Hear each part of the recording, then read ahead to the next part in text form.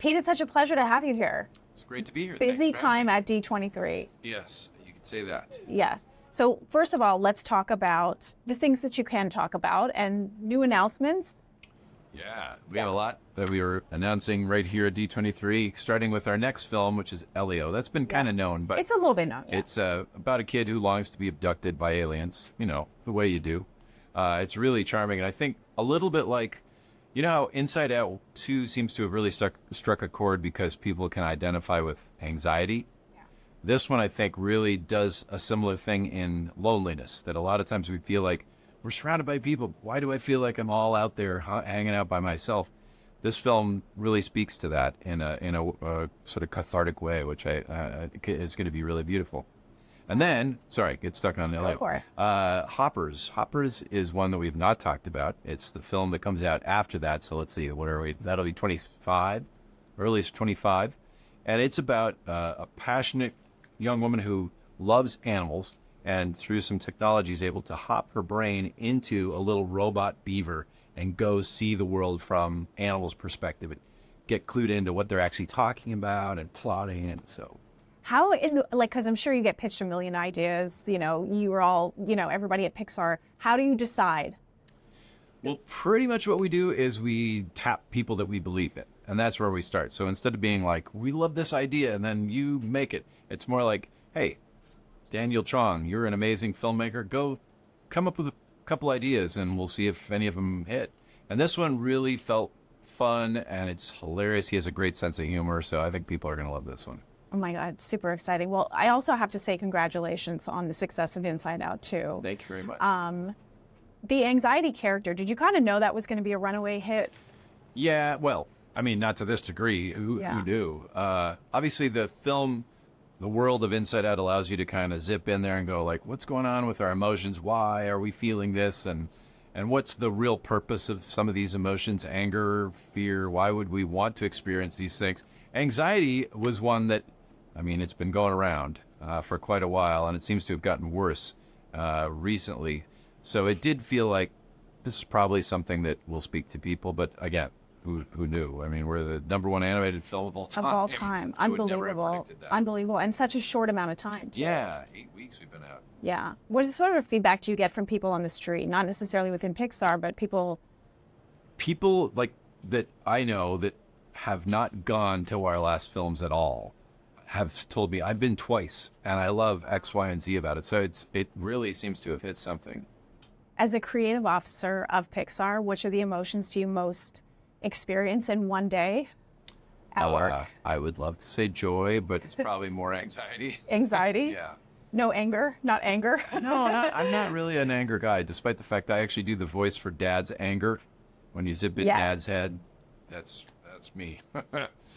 So Toy Story 5, what can you tell me about Toy Story 5? Toy Story 5. Okay, so one thing we've been ignoring in the Toy Story 1s through 4 is a reality that, guess what? Kids are more and more into video games and phones and technology. And so that's what Woody and the gang are up against. And this one is toys and tech. Wow. Anything else you can tell me about the cast or? Well, it's one thing that we've just announced today is that it's being written and directed by Andrew Stanton, who directed Finding Nemo and Dory and WALL-E. He's an amazing writer. He's written on all the other 4. So to have him back at the helm along with Kenna Harris, those two are a killer team. How, because I've always wondered, like, could there be another Nemo or, you know, how do you decide on the sequels, what gets sequels and what doesn't? I'm waiting for Ratatouille 2. I told you before. It's my favorite. So I mean, it's a combo because, of course, we're making these for the audience, not for ourselves.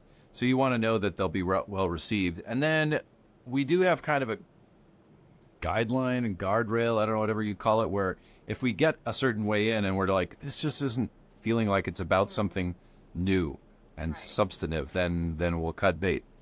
Right. So, you know, it's imperative for us that we find something that feels like, oh, this is furthering the story and talking about something that we didn't explore in the first one, something deeper about the human condition or, you know, our own experiences in life. So in the case of Toy Story 5, what was sort of the moment that you said, yeah, we're going to do this again? Because so many people have said all along, oh, you're good, don't stop there. I know. They said that after 3, right? because the first three wrap up so nicely in a little trilogy. But the way Andrew's been approaching it is almost more like what I've read about. I've never worked in television, but people will say, oh, we only wrote up to the end of season 1, and now we're going again. What do? Well, we learn from what we planted and then extrapolate from there. And so the cool thing about the way he's been approaching it is it's not like we've been plotting this all along and we're going to arrive here. It's more like it's a discovery for us as well. And I hope that translates into a fun ride for the audience. So people, of course, now are saying, like, we want Inside Out 3. Oh, yeah. They want it right away. And you took a while, and it allowed you to have Riley go from a child to an adolescent. Are you going to wait till she's an adult now, or do you think there's a plan in between? Well, okay, so after Toy Story 1, we were just trying to finish that movie. We weren't thinking about anything else. Then after it came out, I was surprised 2-3 years later people were still talking about it. So we started hunting around, and then, I think it's been 9 years since the first one came out, because we needed about 4 to actually do it. I think we're now at the same place as we were after 1, where we're just like, okay, well, if we were going to do something, what would it be? And we're kind of just thinking of ideas. Okay, so you're saying there's a chance. But you never, like, if we don't find something, right? Then, I don't know, there's got to be some, well, who knows? Who knows? Would you like to see, I mean, is it something that do you have certain ones that you're like, you push a little harder and you really want to see it come to fruition, or does it have to be organic? It kind of has. I mean, there's a few that I've been pushing for that we've tried and just haven't cracked. This one, from the beginning on the first one, which I directed, I was like, I would love for it to feel as though out of this vast world, we only saw like 3%, and the rest of it's still out there. And so there's a lot to explore, a lot of stuff that we played with in the first movie or the second movie that didn't work for story reasons. It didn't fit thematically. So we have a lot to play with. Okay, you have another big announcement. Incredibles 3. Yes. Did he just say incredible?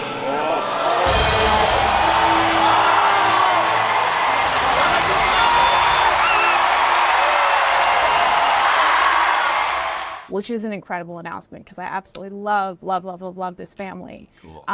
So what can you tell me about where we're going to pick up with this family? I'm so glad that Brad Bird's back. Like, it's just, is he kind of the guy that you have to wait till he's ready, or what happens with that dynamic? Brad is an amazing collaborator. He is so fiery and passionate. But yeah, you kind of have to, he's a guy, and different people work different ways. He's a guy who needs a little more time to like build up the steam to get like the passion and the power going. And I think we're at that point now. We're not really sharing any details because it's still pretty malleable in terms of what the story is actually about. Really? Yeah. So it's really at the beginning stages. It's kind of like, we've agreed that we're all going to go there. Does he have does he sort of know where he does? Yeah. He knows where it's going. I guess I'm still learning how Brad works. I'm not sure he has plot. I don't think so. I think it's more like, this is what I'm interested in talking about. That's the great thing about Brad's films is, when you look at Ratatouille, on one level, it's a fun romp about a rat who wants to cook. But really, when you dig deeper, it's about like, what does it take to do that? The passion versus opportunity. Like, he's always got these deeper sociological ideas. And so I think that's kind of where we're starting from. Is there another Pixar project or a Pixar film that hasn't had a sequel that you'd like to see a sequel to? There's a number, but like I say, some of them we've been trying and haven't had any luck. So who knows? Sometimes it's just, hey, we got the wrong combo of people, or other times, not all characters are. Woody has so many levels to him. He just seems very giving, and not all characters are like that. So I have a question about a young you who had a flip book. Yeah. Do you still have the flip book? So for people who don't know, maybe just tell the story of it and sort of the origins of you as an animator in a sense. And do you still have it? I, as a kid, I think I bought some book, and in the top corner you flip through and there's a little bit of movement. And I was like, what? My brain kind of scrambled because it looked like it was moving. So I started making my own. And my mom saved them. I have this big jar full of flip books that I made as a kid. And I still do. I make, I've done this for almost 30 years now, flip books for family greeting cards, which is fun. And do you still have the ones from when you were a kid? You do. Yeah, they are bizarre and don't make any sense, but they move. So that was all that mattered back then. And now you've been at Pixar for 30 years. Yeah. Where do you see it going? 34 actually coming up. Where do you see Pixar going in the future? I think Pixar is really a reflection of the people. When I think of Pixar, I think of our filmmakers because it's really always been driven by artists. And we do try to make film for audiences, obviously, but its point of origin, the spark of the ideas come from people, very unique people who have interesting, unique ways of looking at the world. And we have a really good combo right now of new and experienced directors, people like Andrew, kind of holding down the fort, that are able to speak from a great place of wisdom and experience. And then some brand new people who are just so alive and firing and coming at things from a totally new perspective. So that's always been our goal, is to find that balance. And you're going to keep being the chief creative officer, or I mean, I know you were sort of reluctant to take that role in the first place, but is that something that you're thriving in? And well, I'm doing my best. How's that? I don't know if thriving is always the way I would describe it, but it's tough. It's a tough role. It's not what anything I learned at cartoon school, and so I'm doing my best. Well, you're doing pretty well, sir. Thank you very much for coming in, and congratulations again on Inside Out 2. That's just a remarkable feat. And, cool. Thank you. And yeah, thanks again.